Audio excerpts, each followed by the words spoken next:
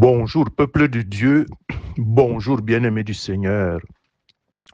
Nous avons fêté dimanche passé la fête de la Pentecôte, qui est la commémoration de la descente de l'Esprit Saint sur les premiers apôtres. En Actes au chapitre 1, verset 8, Jésus, avant d'être enlevé sous leurs yeux, avait promis à ses apôtres qu'ils recevraient une puissance.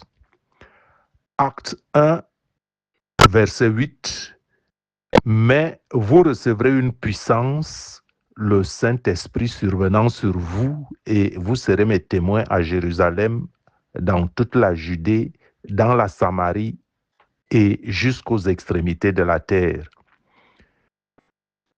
Mon frère, ma sœur, si l'on s'en tient à ce verset, on n'a pas besoin d'être un prophète de Dieu pour dire que l'Esprit Saint est encore en œuvre aujourd'hui parmi nous sur la terre, pour étendre le royaume de Dieu et atteindre les extrémités de la terre, témoignant de Jésus jusqu'à ce qu'il revienne.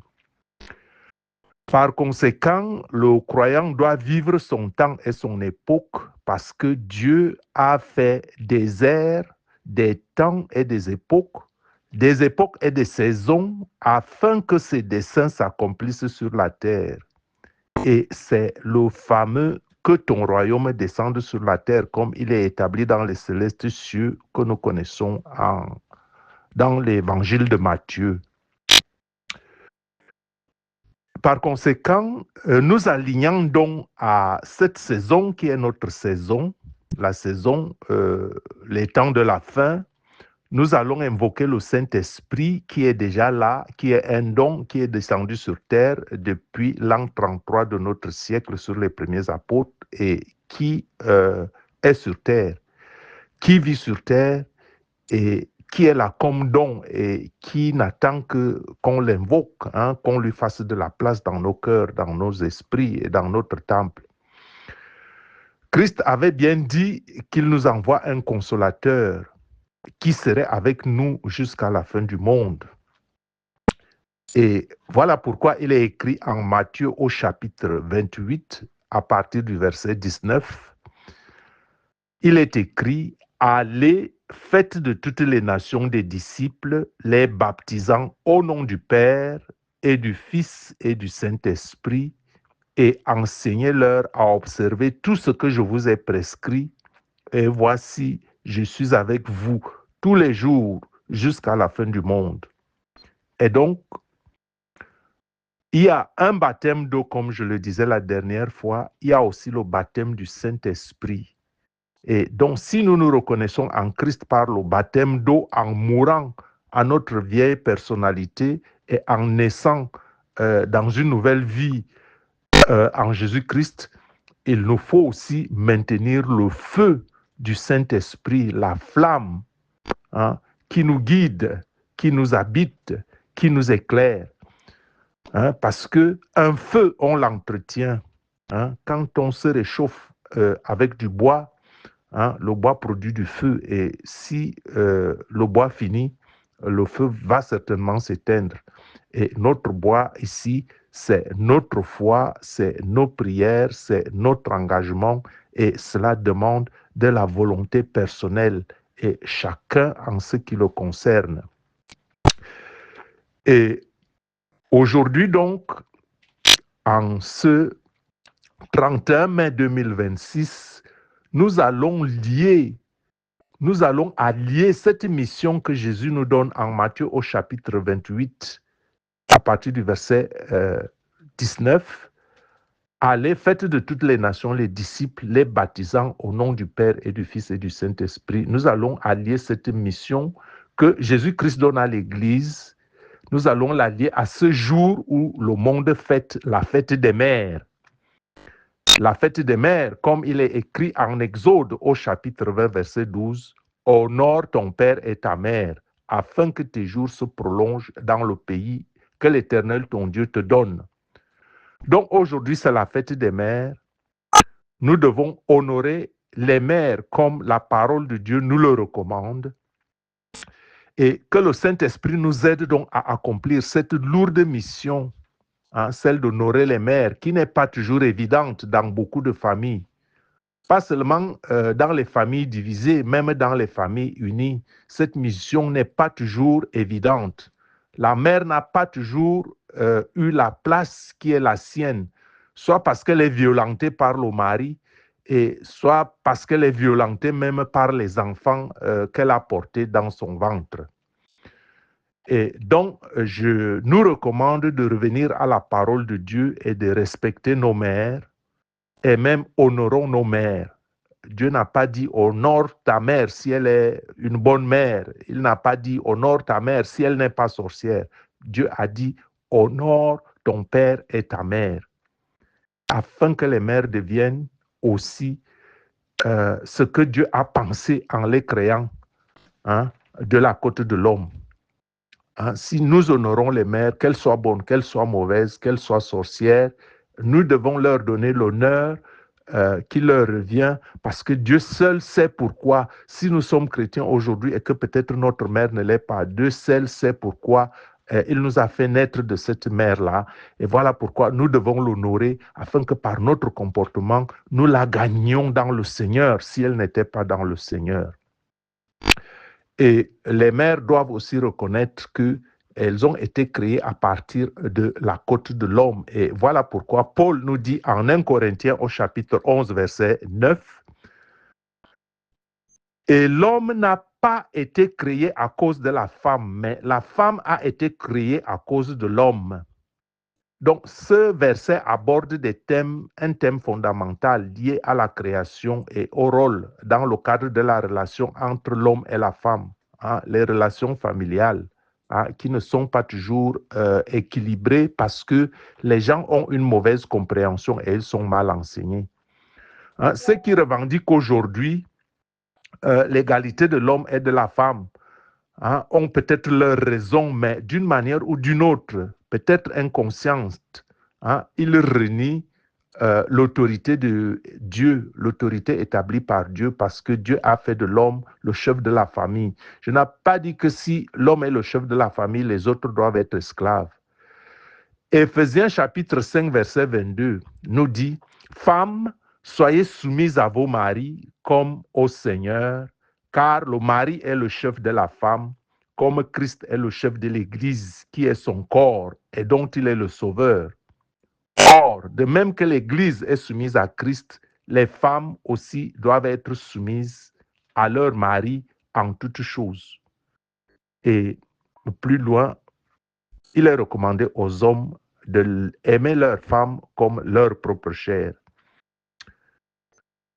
Et mon frère, ma sœur, si nous conduisons donc la mission de Christ, la mission que Christ nous a confiée en Matthieu au chapitre 28, verset 17, « Faites de toutes les nations des disciples, les baptisant au nom du Père et du Fils et du Saint-Esprit », si nous faisons donc de cette mission la nôtre, parce que Christ est notre chef, alors nous devons aussi respecter la parole de Christ.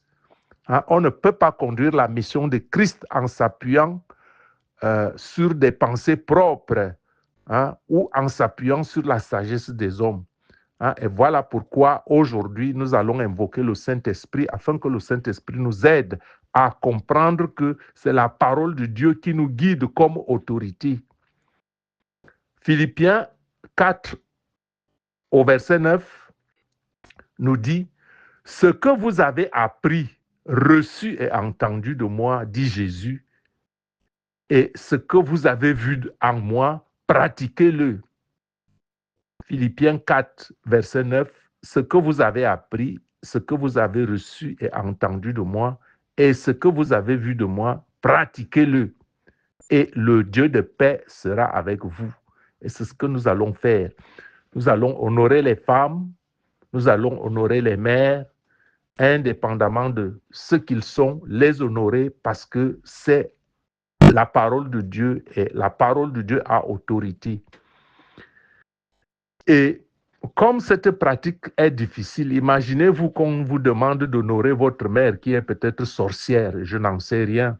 C'est très difficile et si on vit par la chair, on ne peut pas accomplir la parole de Dieu et ce n'est que l'Esprit de Dieu qui peut nous aider à accomplir cette chose. Et voilà pourquoi, en Jean au chapitre 16, verset 13, quand il est écrit, quand le consolateur sera venu, l'Esprit de vérité, il vous conduira dans toute la vérité, car il ne parlera pas de lui-même, mais il dira tout ce qu'il aura entendu et il vous annoncera les choses à venir.